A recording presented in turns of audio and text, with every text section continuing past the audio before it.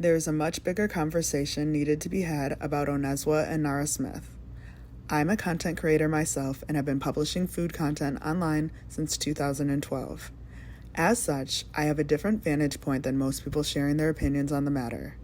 I've heard what Onezwa has said herself in multiple comments on here. I've watched at least 20 of her videos and Nara's, and the only one that I saw that was the next day was the boba tea, and in that same video, the flaky dough sparked my memory of my own content I published months before both of them. So if the only issue was Nara waiting every single day to get inspo to recreate the exact same content as Onezwa, like the pizza I've seen referenced that I never seen Nara make, then the internet would have clocked it long ago. Onezwa is farm to table. 98% of Americans cannot even compete with her content, let alone lifestyle, for that fact alone. No one can take what she does away from her.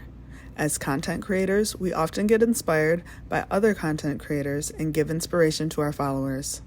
I publish food content online for people to be inspired to recreate it.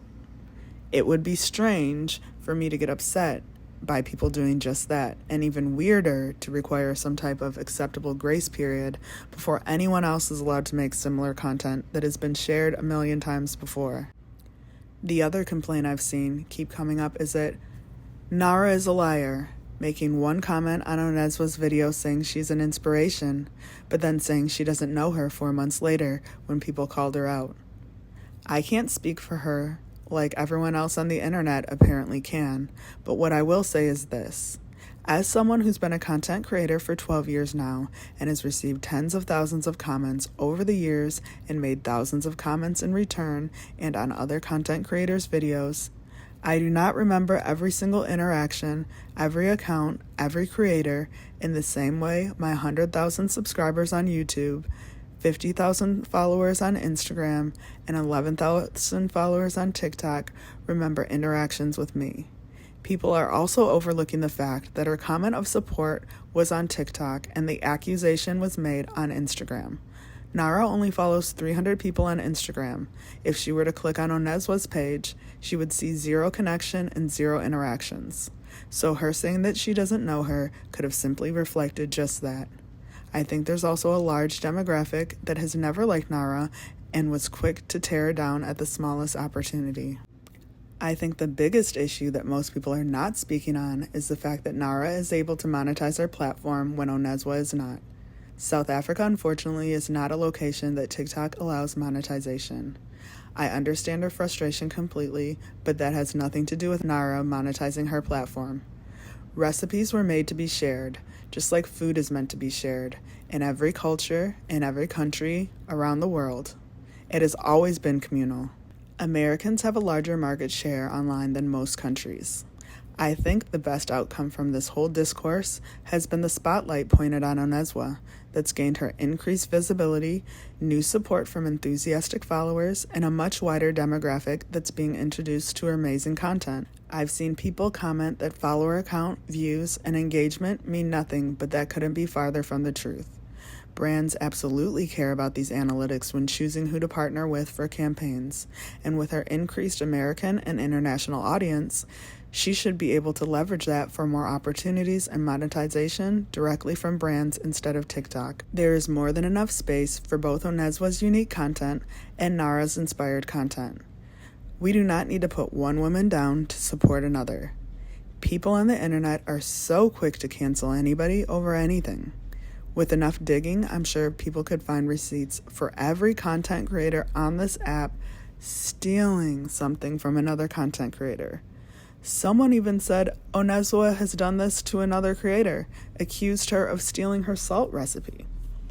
Is the ocean now off limits because one person has shown how to make salt now? What about the companies and people who have been cultivating salt for generations? I've seen comments stressing the importance of giving credit, but I don't see them, or any food content creator on here, doing this consistently, nor do I see any of them sharing the websites they copy and paste their recipes from.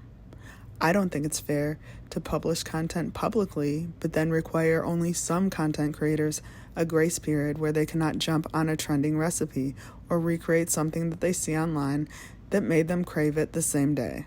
Shouldn't food content make us hungry to recreate it? The last thing I want to speak on is the other factors surrounding the disparity of success between Nara and Onezwa. Aside from the locations, which I've already touched upon, Nara is more palatable and marketable to a wider range of people because of colorism, classism, and misogynoir. She is a light-skinned mixed woman of both German and South African descent.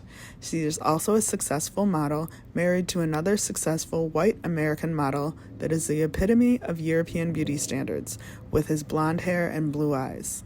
She benefits from light-skin privilege and being more accepted because of her heritage, husband, and proximity to whiteness in a way that Onezwa could never be. In terms of classism, influencers who come from money have always fared better and been more aspirational than other content creators from lower backgrounds.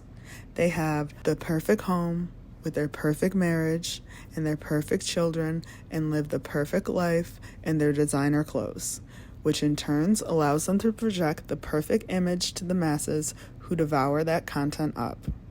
While there are certainly many people who are fans of the farm-to-table lifestyle Onezwa embodies, in America at least, Nara's lifestyle will be much more coveted.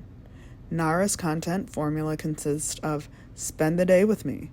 I woke up this morning craving X. My toddlers were craving X, or what I eat in a day.